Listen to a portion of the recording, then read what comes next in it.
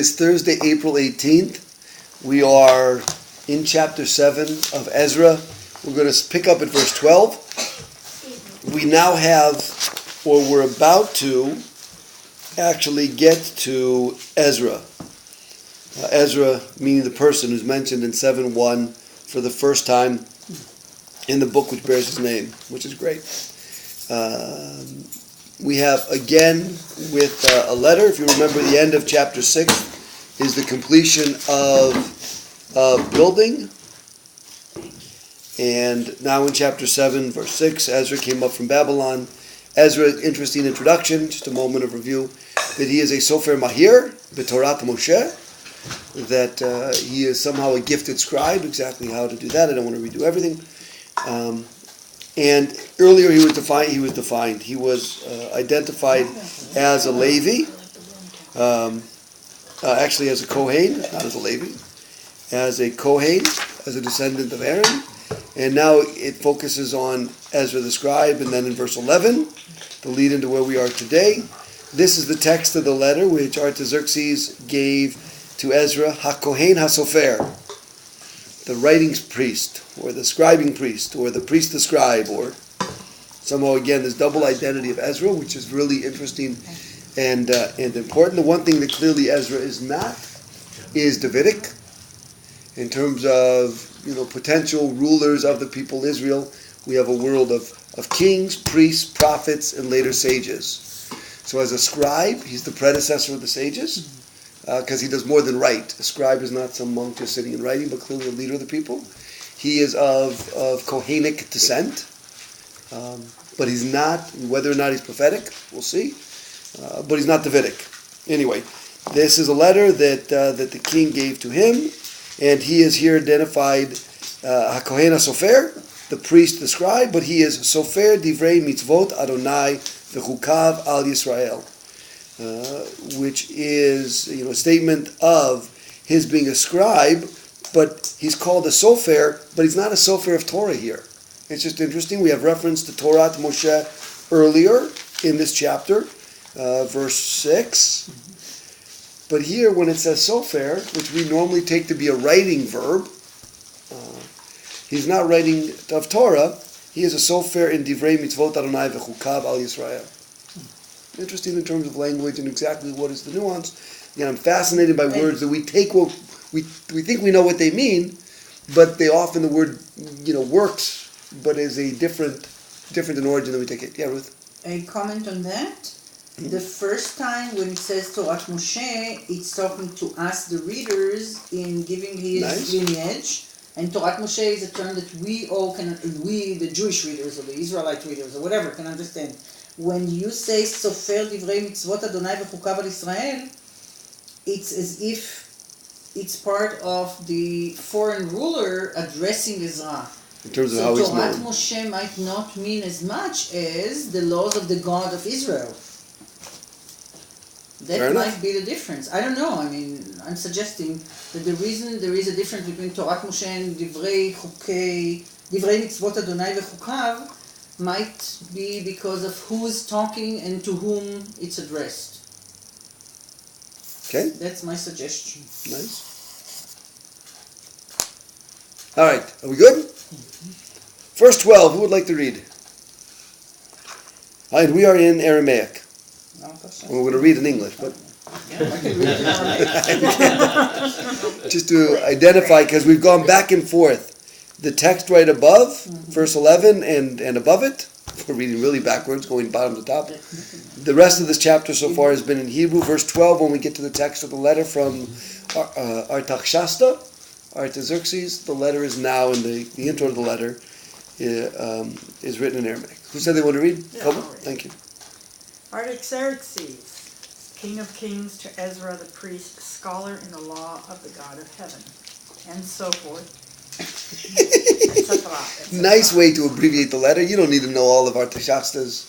It was in the original letter, don't get me wrong, but we don't need to say, ruler of, king of, greatest of, you know what I mean. It's like almost there was a stem, What is the proper way of pronouncing the king's name? In English, he's called Artaxerxes. Artachshasta. Yeah, in Hebrew it's a much cooler name. Yeah. Do you remember what the Artachshasta. do you remember the Persian pronunciation? Yes.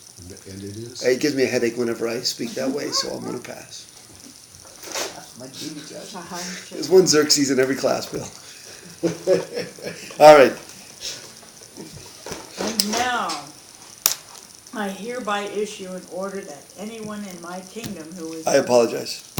I said continue and then I interrupted you anyway. I just want to make the reference, and we mentioned it briefly last week for those who were here, that the scholar in the law of the God of heaven is even more interesting in Aramaic. He is the Safer Data. So Safer as scholar is neat. It's from the same word that we use as scribe up above, but now we do it as scholar. And Dat, which becomes the modern Hebrew word for religion, and often is read that way. We see it most often at weddings. Right, a groom says to a bride, "Behold, you are consecrated to me, harayat mekudesh li," according to with his ring, kedat Moshe v'Yisrael, according to the dat of Moses and Israel. And some people say the religion, some people say the tradition. Law is probably the best understanding, and part of it is, for us, certainly law and religion are fundamentally different concepts in English and in our American society. And I would argue that they don't understand our modern concept of religion. And for them, being of Israel is that dot, is that religion, law, tradition. Those are nuances that I think are lost to them. Or they're not lost to them, they just haven't been found by them. Okay, now I'm going to try not to interrupt you, Koba. Okay, where was I? Verse 13. I hereby issue an order that anyone in my kingdom who is of the people of Israel, and its priests and Levites who feel impelled, I had to adjust that, to go to Jerusalem, may go with you. For you are commissioned by the king. Hold on there. Anyone who feels? Yeah. The S is correct, for whatever it's worth. In the grammar, anyone who feels. Who feels impelled? Anyone on this long list of 1,000 different kinds of people who Why feels. are they making such a big to-do about it? It's mitnadev in Aramaic. Mitnadev. We Correct. know the term. Right. No. Whose So heart why are is they so trying inclined. Yeah, why are they Right. trying so hard to Oh, I don't know. convolute it in English? Mitnadev. I don't even need to explain the English. Nadiv. Nedavo libo. Yeah. Kolisha asher yidvenu libo. Yeah. But the point that I want to make is we have a very strong class awareness that should seem to make a lot of sense for those of us in shul these weeks as we read through Sefer Vayikra, the book of Leviticus, which is very concerned about it. But, it's not really such a class-based system in the other four books. Not that it doesn't exist. But the Torah of Kehuna is really at the core of the book of Leviticus. That is the roles of the Levites and the Kohanes, or whatnot, the different types of priests, is critical for that book, and we should notice that it's critical in the book of Ezra as well. We don't normally think of ourselves as a caste-based people, but there are ways in which we are. And here, it's not in the issue of monarchy, of lineage to the king, though it's relevant, it gets mentioned. But it really is a caste-based system about, the Brahmin, and the Kohan, the Levites, and then the rest of us. No, Israel, Kohanim, Leviim. Even the order is exactly as we are used to it today. I mean, the opposite, but Israel, Kohen, Levi. That's how the king of Artachshasta even knows us. Okay, all right, and it's a non-mandatory. It's an optional. It's an option. It's an option. Yeah. I have a question. In what sense is the word impelled? In what sense do you take that word, or is it not clear as to why would they feel impelled? So, you mean why might somebody feel that way? Yeah, impelled by spiritual reasons. Nice. They're impelled because of political. Good. So whatever the choice of an English word is, the question about who would be mitnadev, right? Who would feel that, and why would they feel it is a neat question, right? Because clearly, it only makes sense if not everybody feels that way, right? And he's clearly not expelling them. Let's go through the things that it's not. So some group of them, or he's opened the possibility that some subset will want, I'll make it an English word, will want to go back and will choose to go back. So as to why they would, that's fun, right? Same discussion we might have today. Why would someone want to go up to Israel and live there today? You know, if you're political, religious, and historical. Yeah, that's true. Family. Exactly. Correct. Though remember, depending on who you are today, other than some cousins and whatnot, my family hasn't lived in Israel for a long, long time. Right, my parents, my grandparents. If you go vertical on my tree, one has to go back a number of generations, more than I can count. So they To get- didn't feel but impelled at Artaxasta. It's not true in this generation, right? These people, they're grandparents, you know, or some of them their parents, some of them maybe their great grandparents, but whatever. Not a huge, not the same quantity of years later. So it's Not like we'd like to go. Well, It feels impelled to go. yeah, this earlier translation says, and the priests and the Levites in my realm that are minded of their own free will to go with thee to Jerusalem, go.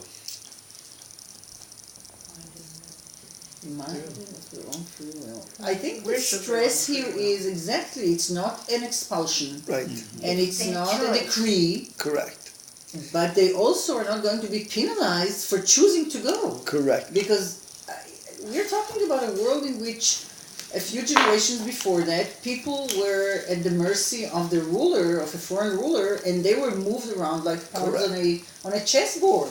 So And really, here they he move says, look, voluntarily. out of your free will, you've established yourself here. If you want to go, it's fine. Not only that, read the rest of the letter. Right. He's sending them with a he's lot going to of help them out. stuff. But and I think that So- I'll say it now. I was going to say it there. Wonderful. Part of this is coming from the king, is there's a clear assumption that you are a subject of mind if you stay here in Babylon, right? And you are a subject of mind if you go to Jerusalem. So if you want to be in one place or the other place, I give you that right, kind of the free movement within my kingdom.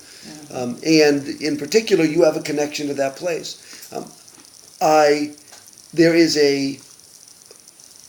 There is a sentiment of displacement that is there for those who are returning, or at least for those who are telling the tale of the return, for the Ezras, to be generic, which I think of as the Psalm 137 mentality, right? We belong there. How can I sing my songs, especially Levites? You know, if you're well versed in the Jerusalem tax code, what are you doing in Babylon? Right. You know, if you know how to make, hummus and pita, what do you do in Babylon? You don't know how to. So that there are those who really see themselves as displaced persons. That is, we are Israelites who are here, as opposed to, right, what's the alternative identity? The alternative identity are those who really are going to be the continuation of the great Jewish civilization of Babylon. And it might be self-serving of the king to send these people back here. So this part of my empire will produce taxes, will be Nice. fruitful, and it's good for me too. Good, it's good for me. And it clearly builds goodwill, right? That is, as opposed to, we brought you here and you're here as captives. If you can choose to go back, you're not going to be unhappy with me, the king of Persia. Which of course is the opposite of what a few chapters ago we read, where the other folks who were trying to Right. stop them said, if you let them come, it's going to be not good for your coffers. They're correct. It's not going to be good for your coffers, and they're rebellious people. They're building the wall, Yeah. right? So here there's an attitude of, much nicer way to get along. Gag isn't today. Gag isn't exactly. Especially Somebody since speaks they- Persian. Since he said it in Yiddish, now they're all going to pick up and go. Gag isn't right. All right. They weren't speaking that language then. No. Before she reads verse 14, so I don't have to interrupt her, I love the number 7. Okay, go. Okay. For you are commissioned by the king and his 7 advisors to regulate Judah and Jerusalem according to the law of your God, which is in your care, and to bring the freewill offerings of silver and gold which the king and his advisors made to the God of Israel, whose dwelling is in Jerusalem, and whatever silver and gold that you find. So hold for 1 second, that'll be to verse 16. Sorry. Yep, okay. Go ahead. In the last one, המלך ויועציו, איפה זה? התנדבו. Yeah, it's the same, that who feels impelled is the same verb as the king and the advisors made. Yeah. You may feel impelled to go, and the king and his advisors feel the same way about sending gold and silver To your God. vessels or whatever to your God. I think it's amazing. Amazing. Correct. So that same kind of choice, that same kind of offering, that same kind of feel impelled, free will, right? But it's really fun in terms of the English that That doesn't make any mention of it. Says free will offering. correct, but Or it's have freely offered. but it's not the verb. Anyway, they do try and capture it there. Anyway, good. Okay. It's We don't interesting, have of course, that. that this one here says to regulate Judah and Jerusalem. Yep. Whereas, again, this older translation says to inquire concerning Judah and Jerusalem according to the law of thy back up. God. לבקר על יהודה וירושלים, לבקר על יהודה וירושלים. Sorry. It's okay. Hello? If you not said that, they would have never known on video that it was your phone. לבקר על יהודה וירושלים. To supervise. To regulate. Yeah, not bad. Making inquiries concerning doesn't sound No, like it reflects the no, meaning of the word. no. כבקרת רואה דרור, somebody who supervises, who, that's not inquiring. Remember, כבקרת רואה דרור? Right, no, but I don't know that that's necessarily the Aramaic sense of it, but okay. No, I mean, I have the Hebrew next to it. All right. So the Hebrew is more than inquire. It's not inquire at all. It's supervise. It's supervised, okay, which is what the newer translation says. Bikoret, criticism? ביקורת became criticism, but bikoret is first and foremost About watching, באמת, supervising. supervising, or like Okay. what an accountant does to somebody's books. All right. It's very interesting also to me that they're telling him to use the law, what law to use. Correct. And not to continue with the law we've been using here in Babylon, which is an interesting point. Outstanding, right? He's sending them back to observe their dot, not some other dot. And the king and his counselors have contributed their stuff to make an offering to our God. They see some benefit to them again. Correct. And it's an interesting question as to what extent that is kind of a magnanimous, and to what extent that's sort of a down payment. Right? I'll give you seed money to get you up and running, and then when you're up and running, now I'll make more money back. And well, at the very least, it's buying goodwill. Correct. And if they're, I mean, presumably they being Zoroastrians are monotheists, and they may have they believe in their own God and probably not in ours, although maybe it's the same God in a different form, who knows. But if there are any polytheists in the administration, they're probably just hedging their bets. Correct. And it's really fun because sometimes I think one can read it and get a sense of a multi-religious, tolerant Artaxerxes, but expressions like calling God Ezra-Nechemiah doesn't seem to imply, because we know that the Persians aren't the God of the heaven and the God of the sea, and right, so it can't just be that. It seems to have a sense of, there really is only one. You have a very different sense of that one, and I will honor that one, right? It's fascinating. Yeah, like local monotheisms. Correct. The whole point, it's hard for me to talk about in a language that isn't so 20th and 21st century. But it sounds like that. Right, let's keep going. 16. All the money. All the money. And whatever silver and gold that you find throughout the province of Babylon, together with the free will offerings that the people and the priests will give for the house of their God, which is in Jerusalem. So interesting, by the way, we've talked about the references to the Exodus that have come up. The theme that those who are leaving get paid. Just to be kind of clear. It's really important to the Exodus story, and it's really important to this Exodus story. It's interesting paralleling of the narrative. There are differences. They're not exactly the same. But those who are leaving to go to Israel are getting paid by those who aren't. Yeah. Twice again the shoresh, the verb, להתנדב. Twice in this התנדבות העם והכהנים המתנדבים. Interesting. Verb meaning? To give freely. Okay. Or the ones who choose to go freely in this case, the people and the kohanim.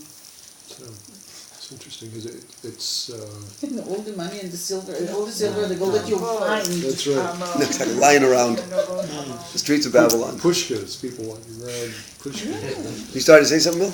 Just a grammatical question about the hitpa'el of Nadav. Is there a reflexive sense to it, or has that just been neutralized by time? I think of it as being sort of either intransitive or reflexive. But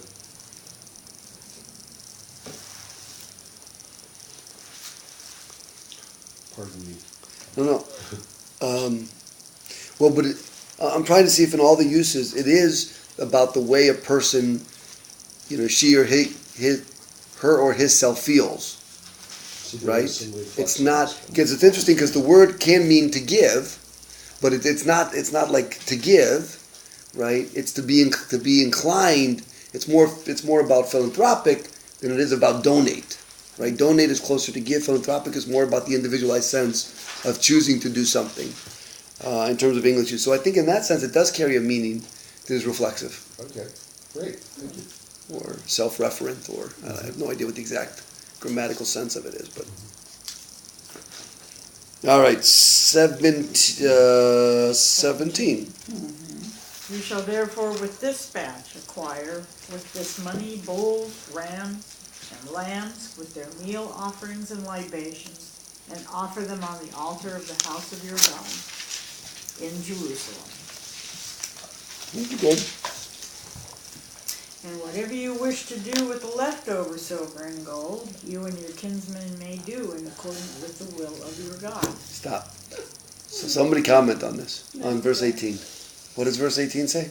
Do what you want. The money. What's But you have to be in accord with the will of your God. Good. Yeah, So you do have to be. You can't just buy a beach house unless you think that is the will of your God. What I assume you could. But you could skip on the Rebuild the sacrifices. But you could rebuild the temple. You could do all sorts of things as long as you can rationalize it. There's something really remarkable there for me. I don't know if you can comment on this I want first. to go back to 17. All right, so let me make the comment first. Over. What's remarkable to me is that this concern about how the funds that have been designated for this, there's a real sense that they have to be used appropriately. That there's it's so generous that you may have more than you need for the specific purpose. And if that's the case, you don't have to give an accounting and pay back the difference. But understand that the money's been given conceptually to something. So, if I give you to do some homeless project, and you take care of that homeless project and you have money left over, then that money should still go to the homeless, some other project, whatever. So this money is to serve God. So if you accomplish the project that it's being sent for and you have extra funds, it should be used in the general way. Sort of the bureaucratic or the administrative or perhaps the legal sense of it, to me, is remarkable. How does that compare with, we've read in Torah somewhere, if some money is designated for the temple? Good. It's got to be used that way. It's got to be used that way. Yeah. Exactly right. And, see, Mark is much holier than I am. My mind is thinking of campaign funds. Because we have all sorts of issues about what happens to campaign funds in the coffers after the election, right? Or debt in the campaign coffers after the election. And, there's serious laws that regulate that. And that's sort of what this is. Yeah. And it's fascinating to me that in a 2,500-year-old text that, it's not about election, but it's about public monies, if I can say that about the king's funds and the money collected. They're going for a purpose and can be used for appropriate related expenses, but you can't build like a temple to Baal with it. Or you can't buy pork chops, or I don't know what specific things would be clearly beyond the will of your God. I just find that fascinating, Newspapers are filled with stories exactly like this one on almost every issue. Or build a private palace for your profit out of it. I don't know, but that's interesting. It's ethics. It's administrative ethics and about funds. About funds. Correct. Well said. That's what I wanted to say. All right. You want to go back to the previous verse? I wanted to go back to 17, and it's kind of a tmiha, a question kind of, or I don't know. When the letter from the Persian king specifically knows to talk about menachot, about parim, elim, kvasim. Right, the different sacrifices. The different sacrifices, about the different types of sacrifices, menachot and nesachim. It's one of two things come to my mind, and I'm not sure which is which. One is that he's very well versed in the way that the Jews who stopped sacrificing in Babylon long before he became king. He knows how exactly what it is that's missing from their rituals. Number one, that's one possibility. The other one is that no matter which god you're sacrificing to, it's exactly the same type of offerings. These are what we would do in Persian. It's what you're going to do in Hebrew. So that kind of makes me feel like, oh my, I've been reading the Torah so many years and reading every nuance of what and when, and it's really not ours, it's the whole... It's a common practice. So my sense of it... Because otherwise, how would he know so well what to tell us, what to do? My sense of it, and I'll tell you why it's my sense in a minute, is more like the former than the latter. Not that I'm sure, I mean, again, there are only so many animals. There are only so many animals. We have, and I meant to check, and it's actually, the book is sitting on my desk, but I haven't opened it. The classic book of texts from the ancient Near East is Ancient Near East text, Eastern text by Pritchard, A-N-E-T. So, a professor whose textbook I use in the intro class now, who I think name is Coogan, Michael Coogan, I think, has this new book that I have a review copy of, which is like an updated version of it with much better English. I don't think it has as good of pictures, if I remember correctly. Anyway, I wanted to see because, why do I mention, there is a papyrus of Darius II, not Artaxerxes, but we always confuse with Artaxerxes anyway, found at Elephantine, whatever it's called in Egypt. That is the letter from the Persian emperor, from Darius II, to the Jewish community of Elephantine.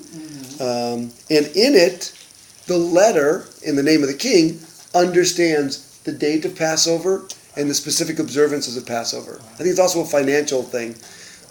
So whether or not the king really did, or whether some administrator, whoever was the administrator over Egypt or the administrator over Judah, knew the ambassador knew how to write what the details are, or rather the Persian emperors really studied world religions, or whether, in this case we're looking at our memory of it. The papyrus in Elephantine isn't like that. We take it to be authentic from some kind of Persian bureaucrat. Again, I don't know the full history of it, but it's not the Rosetta Stone, but it's a famous papyrus that's out there. It's interesting. Two things. One is that if I were ruling a disparate empire with a number of religions, I would definitely have administrators working for me who were practitioners of those religions and educated practitioners.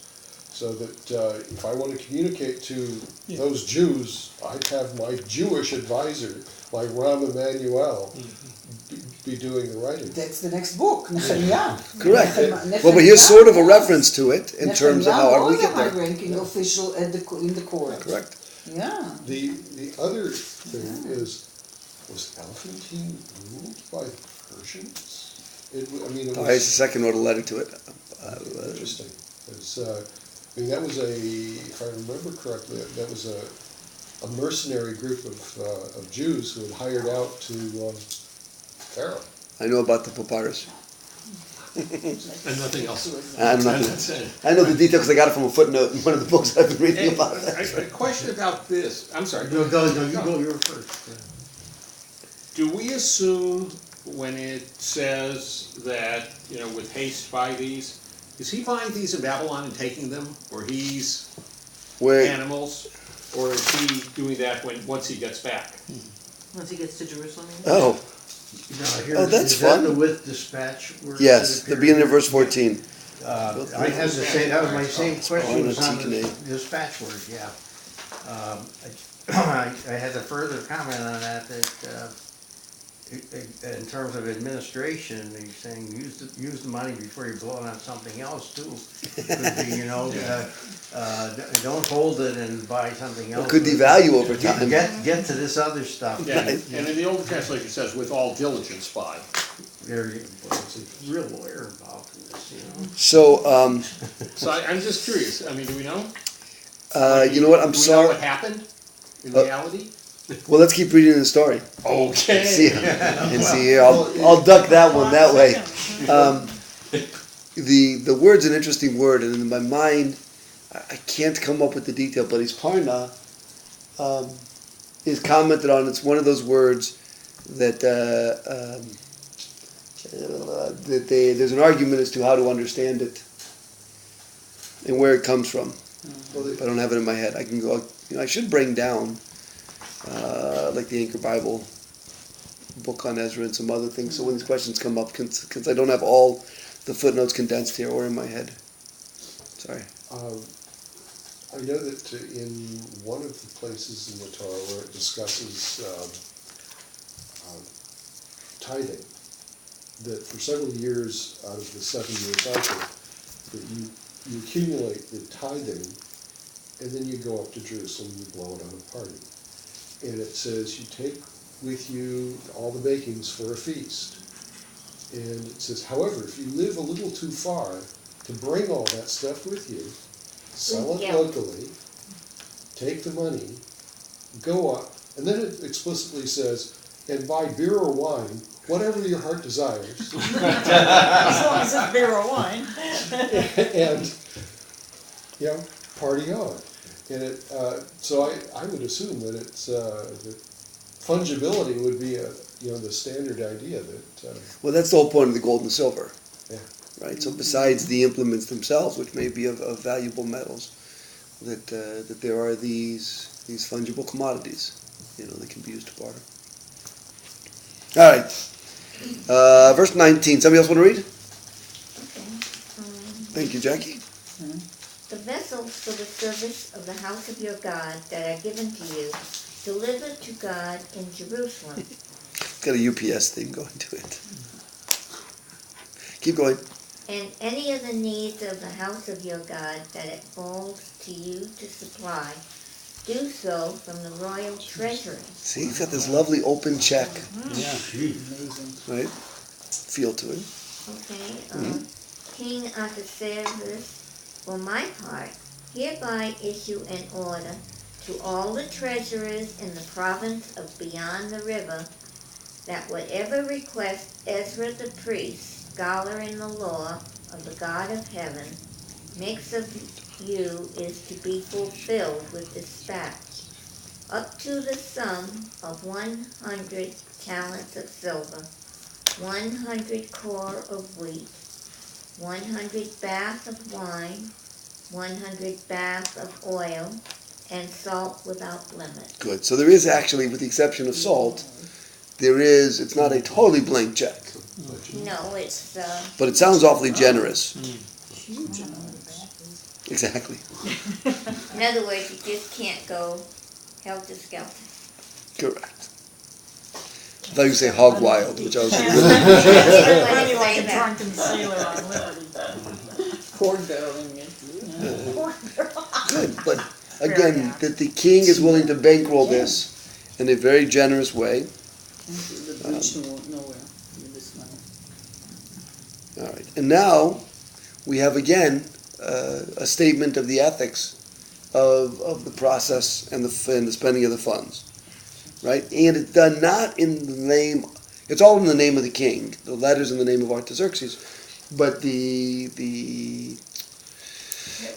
system to which it refers is not Persia or Artaxerxes, but to, your God, the God of heaven. All right, Jackie, you want to keep reading verse 23? Okay. Whatever is by order of the God of heaven must be carried out diligently for the house of the God of heaven.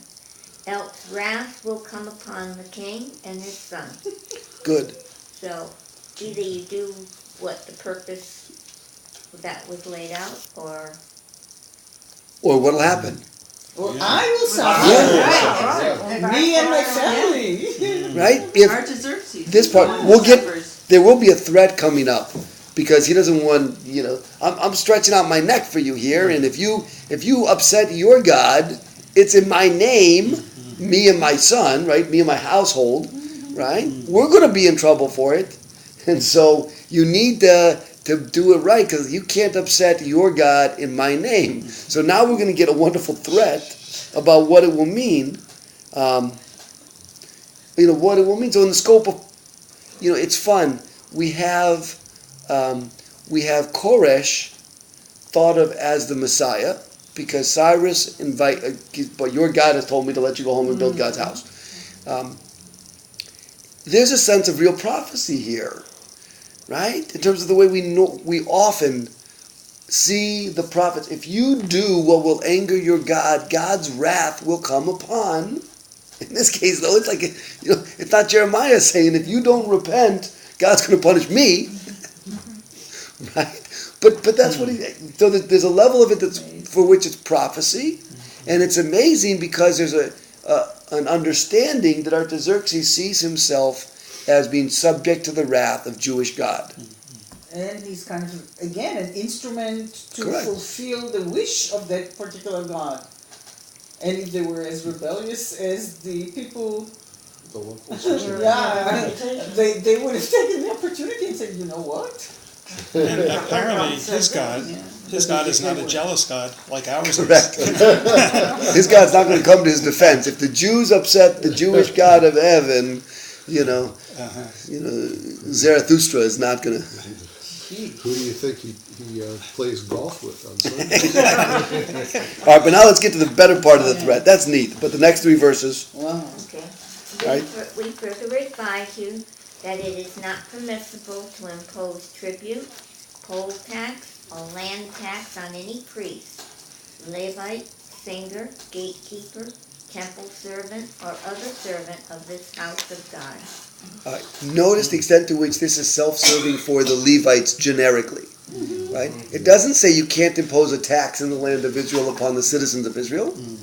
It says you can't tax the temple and all of those who are somehow affiliated with the temple. Right? They're beyond your ability to tax. Who is this addressing? All the people. Go back to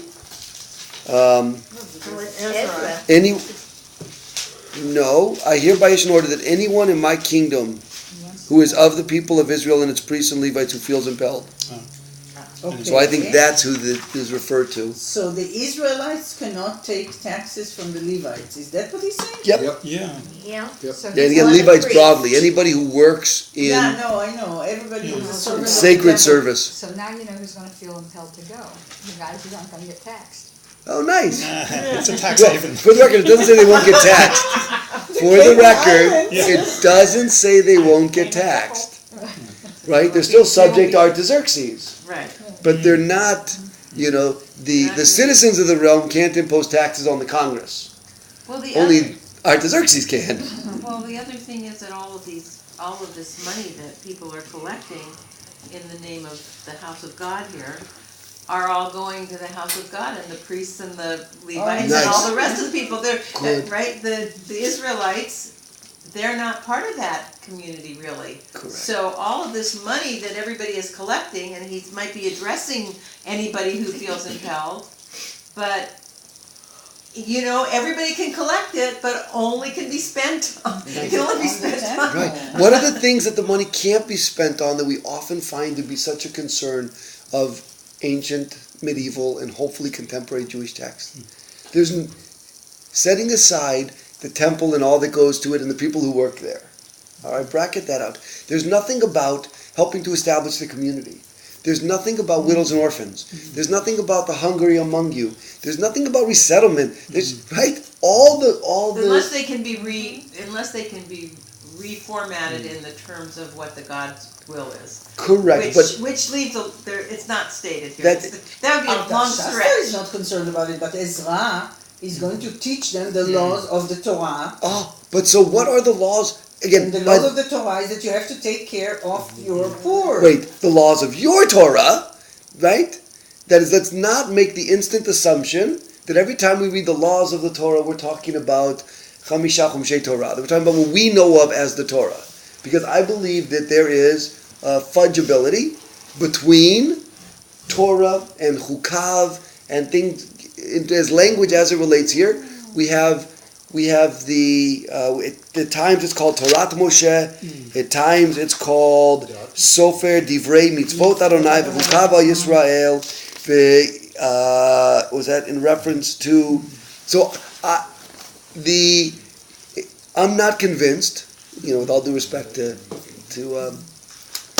Richard Friedman, that Torah is this Torah, because this Torah to me seems to be awfully priestly. Torah Kohanim. Torah Kohanim, right? Which is part of our Torah. I don't want to edit it out, but it's only part of it. In terms of widows and orphan stuff, in terms of strangers, I mean, what a beautiful text to talk about. Because you were strangers. It's not mentioned here. The only thing we know is that it talks about getting rid of all the foreign wives. Correct. That we know. We know that. It's in that we know issues of racial purity, to use the offensive term. Yeah. We know issues about funding the temple and those who work at the temple. We know issues of the kelim, the implements, the vessels. Yeah. We know issues of killing the right animals and burning the right grain offerings and whatever else. We have a very kind of Levitical focus on God's will, right? And which by and large, they're part of my Torah and they're part of our people and all the rest. They're not my favorite part. I would much rather take care of the poor than kill animals and let priests kill animals. I think Leviticus has a few places in there that are surprisingly liberal in that regard. As it relates to caring for the poor. I agree. So I agree, but I don't see it anywhere here. Yeah. I understand, but if you do believe that the Torah that they're talking, or I shouldn't say the Torah, but the laws the book is Leviticus, which I think. So I'm not going to say that. Okay. I'm going to say I think the Torah and the laws that are being talked about here are incredibly Levitical. Yeah. Yes, and if Ezra, different than Sefer Vayikra. And if Ezra the Kohanim had the ear of the king, he probably gave him a load full of this kind of stuff. This kind of correct, because this is the definition of Dat Yisrael. Like, these are the laws of Israel. That in the sense of the ritual. These are the rules that make Israel Israel. They were the surviving leadership. Wow. In any event, I think it's very clear who the advisor is. Who it is. Who the king's advisor is. Yeah. Well, it could be his cousin. All right, let's get to the end, because I like the threat. Excuse me, I like the threat that is here. I like threats. Verse 25.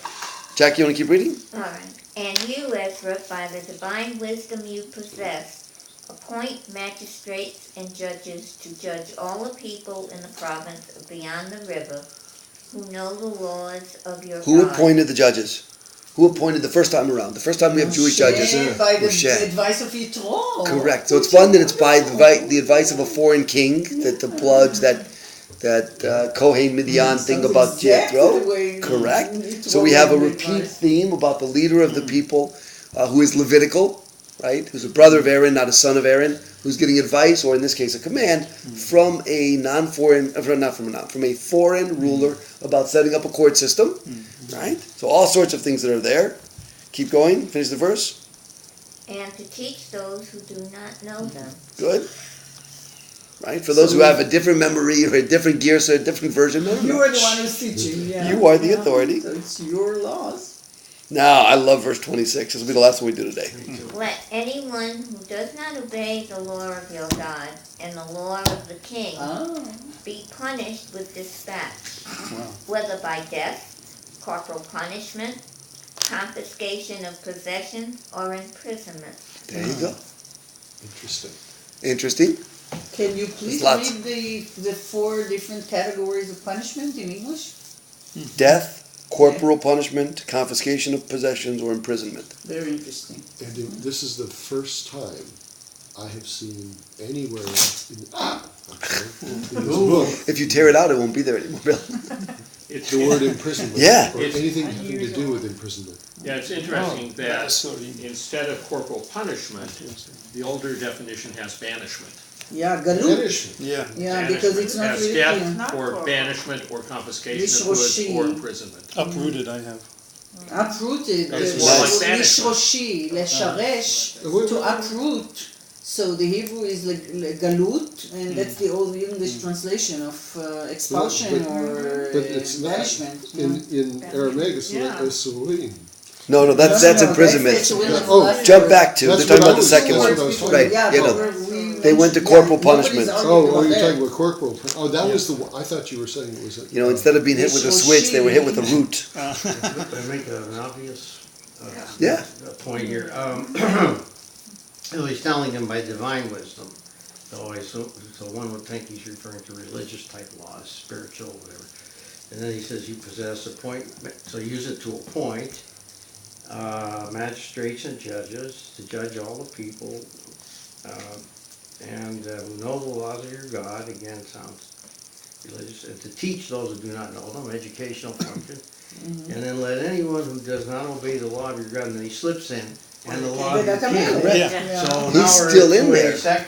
a secular law, which, so they have to, there are 2 jurisdictions in essence that these people Correct. have to enforce, I would think. Is he Well, the referring to question himself? is- Is he referring to I himself? think he's or referring to himself because he's Okay. not going to empower them to set up a king. I think there are 2 options. One is that there are 2 jurisdictions, and Ezra and his appointees have the authority to hold responsible, meaning to punish those who don't live up to God's rules and those who don't live up to the king's rules.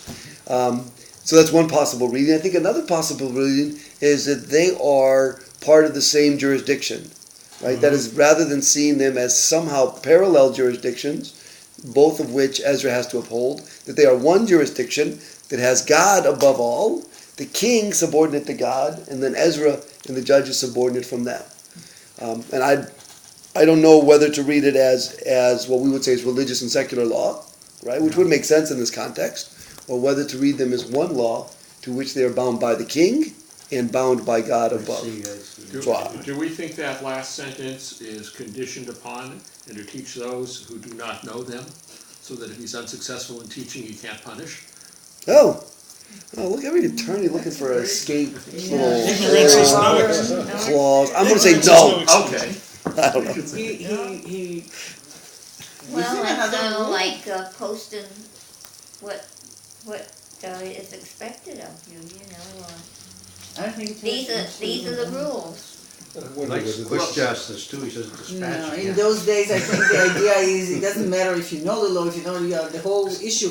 I think that he is giving Ezra an additional role as He the is. teacher of the people. There's no question, but I really got to that because of the fact, as you were saying, he slipped in and the king. Right, and and the first sentence doesn't say anything about Right. teaching them the law of the king. Yeah, it's kind of slippery. Right. I would also say that there's a whole range of meanings possible. So the verb to teach really means let it be known or to make it known.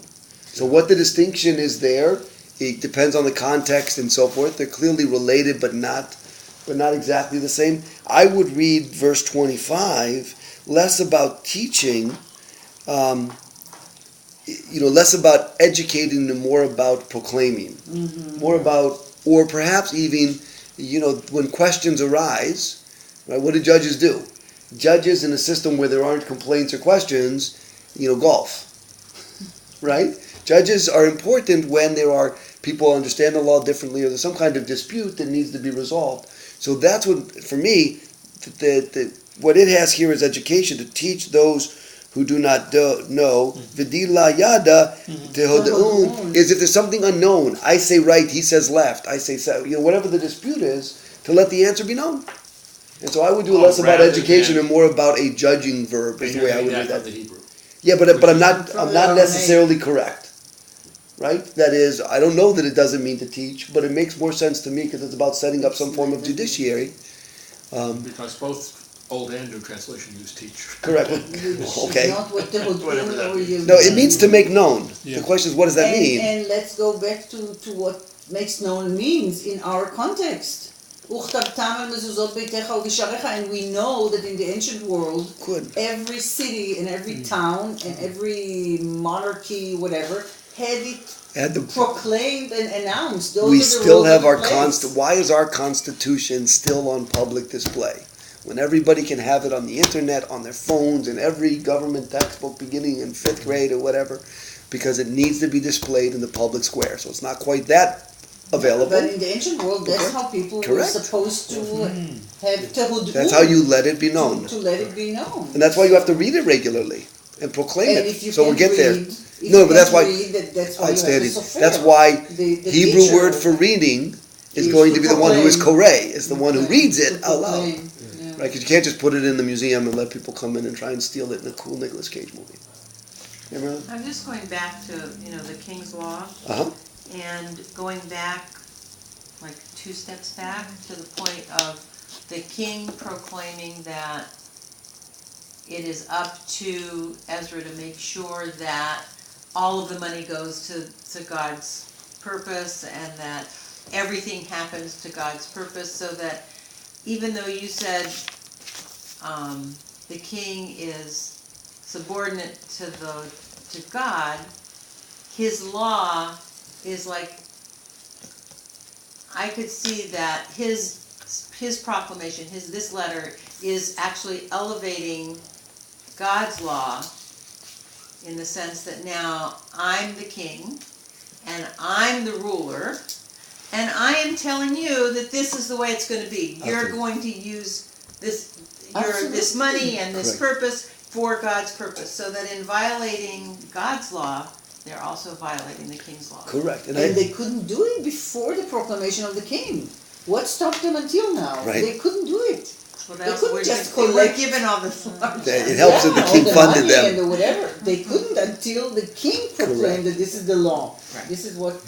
And they are the sheep of the king and the sheep of God. Yeah. Right? And it's violating amazing. one violates Violates the both. other. And the only way, and how do they know what is the will? Because the king tells them and his appointee Ezra tells them. Right? That's why I like the idea of seeing them as a linear hierarchy as opposed to a parallel pieces. Because, the king, Artaxerxes, is really speaking in the name of God and telling them what God wants them to do and appointing God's prophet.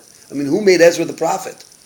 Right? Who died and made Ruth the prophet? So the king didn't die. I made you prophet. Yeah. Okay, well, I just want to toss one more thing on the table here, so Well, I'm he proud of was- it. Just a He was, thought. A expert, judge, so- actually, the judge can't, judges, we know judges, Right? has a responsibility, you can know what the law is that applies, but you still have a dispute over facts of different things. Okay. And the point here is it's people who don't obey. Now, they could say, we did obey, right? In other words, a judge's function I don't know how they did things in those days. They killed And how they, what? Well, they either confiscated property or... No, not you mean the punishment. functionally. I don't know how they decided if the person is innocent. Right. Or How the guilty, judges judge. Or if 2 people, yeah. So, Or and that would be imprisonment. very important in our system, the process even involved Right. would be very important. So the education would pertain even to how you do it and how you find the facts and who's not really obeying. And it's a big job. I don't know what they're, I mean, I know they had different things where people had to drink something and they had, you know. Correct, so you, in terms of adultery stuff?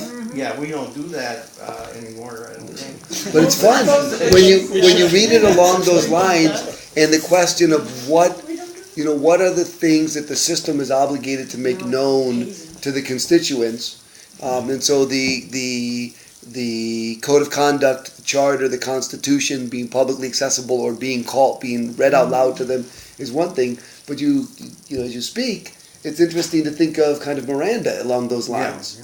That the system has an obligation to educate somebody in a moment as to what their rights are, right, and where they stand vis-a-vis the system. Just fascinating in terms of that verb to make known. We knew they were strict with witnesses, for example, in the Sanhedrin.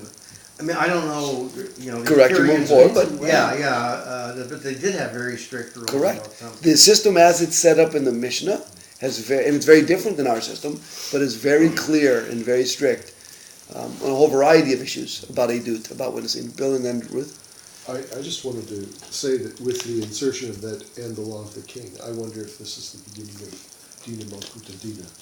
Nice. And although it's interesting that it does set this up. Get him to translate it. Yeah. How come I'm the only one who gets yelled at when I say? Even Meir Shalev they get yelled at. He at least says it slow enough that Dina I can de hear the Malkuta words. Dina? I was gonna ask that, but I thought I'd let him finish the Okay, sentence. Dina de Thank you. Malkuta, the law of I the king expect the is the same law. patience. And that is, it is a Talmudic injunction that basically says that as long as you're living in Bolivia, you're subject to Bolivian law in addition to Jewish law.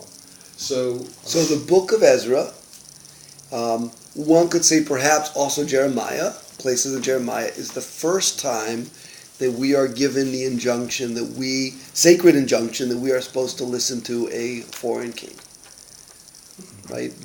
I can't think of another place, I shouldn't say there isn't, but I can't think of another place where the system is set up such that it's God will in a happy way that we are subject and loyal subject to a non-Jewish authority or a non-Israelite or whatever. Nice. But in connection with that, it's interesting that this is setting this up so that the same people who are the administrators of God's law are the administrators of this. Correct. The king's of law, the Malchut. The Malchut, and which at least when it was a Jewish country, with Jewish sovereignty, you could think that it was a unified body of law. Right. This is it was easier to see when it went from God to Moses to those judges that clearly this is God's will. But when it goes God to Artaxerxes to Ezra, it's a different look. Yeah. All right, Ruth.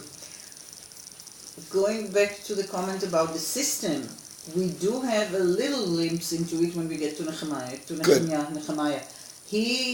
Most of the book is written like a diary, and he, in the first person, talks about what he does when people do not obey the laws of Shabbat in Yerushalayim. They want to conduct their business, to continue selling and buying stuff, and he talks about what he does in terms of not necessarily the legal system so much as the educating system. He closes the gates and he tells the people, get away from here. Until after Shabbat you have no business being here because this is the law. Good. And to the extent to which we are functioning relatively close to a chapter a week in Ezra, then the beginning of Nehemiah is only about 3 weeks away. We have some calendar questions to talk about. But before we do that, I want to acknowledge that we're already late. If anybody has to leave, it happens to be a week that I don't have to rush away. And we now have Ezra's concluding comments after the letter of Artaxerxes. We're going to return, beginning in verse 27, we turn back to Hebrew. Right? We're no longer in the letter of Artaxerxes. Ezra kind of makes an amen comment to the end of it. Let's finish the chapter. And as long as nobody's in a hurry, let's take a couple more minutes. Let's get somebody else to read. Let's get the third reader to read the last. Somebody's calling in. Stop pointing fingers. All right. Who would like to read in English? Verse 27. Say again? All right. This is in Hebrew. You do the Hebrew of 27. And Harvey will do the English of 27. Okay. ברוך אדוני אלוהי אבותינו, אשר נתן כזאת בלב המלך, לפאר את בית אדוני אשר בירושלים. Okay, English? Verse 27. I was transfixed by that. By the beautiful reading, Blessed is the Lord God of our fathers, who put it into the mind of the king to glorify the house of the Lord in Jerusalem. Good. So pause. A couple of thoughts. English translates mind for the word for heart. The understanding that we often think of heart in terms of emotion as the seat of emotions, and there's a real strong argument that the heart is the seat of intellect. It's still the heart. There's not a beautiful question. conclusion of this letter. But so we're only halfway through it, so I don't want to have the full conversation about it, but a couple of things. All right, so let's do verse 28. ועלי היתה חסד לפני המלך ויועציו ולכל שרי המלך הגיבורים ואני התחזקתי כיד אדוני אלוהי עלי ואקבצה מישראל ראשים לעלות עמי. Okay.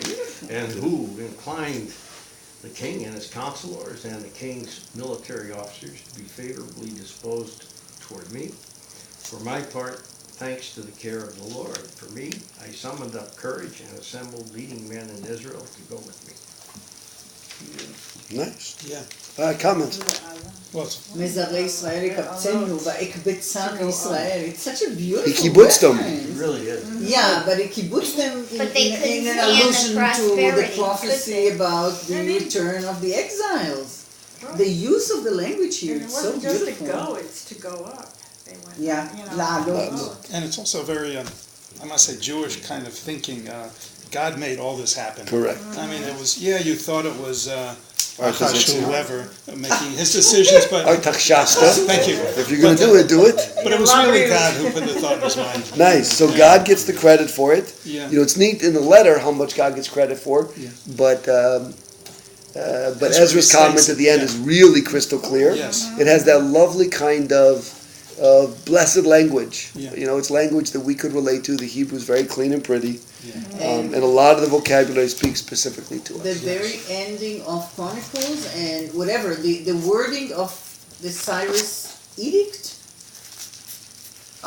again, מי אשר אדוני עמו ויעל, the last word, and here too, לעלות, לעלות עמי.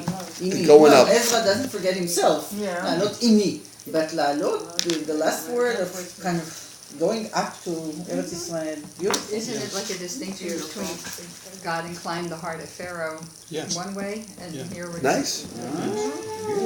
positive? Very nice. Again, the parallels to the Exodus narrative, the Exodus of Egypt narrative, and the Exodus from Babylon narrative are really interesting to look at on many, many levels. All right, please God, next week on Thursday afternoon, the 25th, we will begin with chapter 8. Yeah.